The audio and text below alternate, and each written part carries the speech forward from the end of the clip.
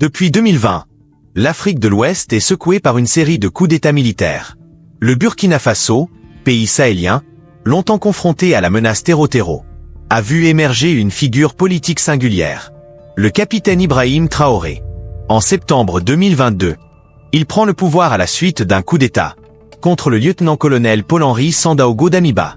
2 ans plus tard, il est devenu l'un des symboles les plus forts du nouveau panafricanisme. Dans un article publié par Agência Brasil, média public brésilien, des chercheurs latino-américains analysent le discours, les choix politiques et les ambitions du jeune président burkinabé. Leurs conclusions sont claires.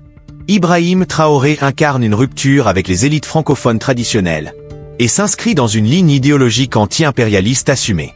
Né en 1988, formé en géologie à l'université de Ouagadougou, Ibrahim Traoré s'engage ensuite dans l'armée et participe à la lutte contre les groupes armés dans le nord du pays. Lorsqu'il prend le pouvoir, il justifie son acte par l'échec de la précédente transition à contenir le terrorisme. Mais pour de nombreux observateurs, ce n'est pas uniquement une question de sécurité. C'est aussi une révolution politique.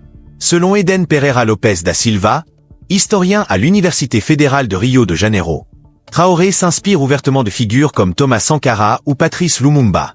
Il rejette un système de domination économique et culturelle, hérité de la colonisation.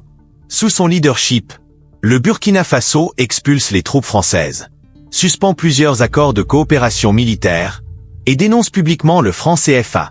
Il annonce la nationalisation de secteurs stratégiques, notamment les mines, et interdit l'exportation de certains produits agricoles, pour renforcer la souveraineté alimentaire du pays. Sur le plan international, Traoré cherche de nouveaux partenaires. Il se rapproche de la Russie, de la Chine et de l'Iran. Il affirme que le terrorisme en Afrique est la conséquence directe du néocolonialisme et des interventions militaires étrangères. Selon Hugo Albuquerque, juriste et analyste politique cité par Agência Brasil, Traoré tente de construire un État plus indépendant, inspiré par les principes du panafricanisme. Il cherche à rompre avec les modèles imposés de l'extérieur, même si cela l'amène à adopter des positions autoritaires. Car tout n'est pas unanime. Le Burkina Faso n'est pas seul. Avec le Mali et le Niger, ils forment l'AES, l'Alliance des États du Sahel. Les 3 pays rejettent la tutelle de la CEDEAO, refusent la présence militaire étrangère et appellent à la refondation d'un ordre africain, fondé sur la souveraineté des peuples.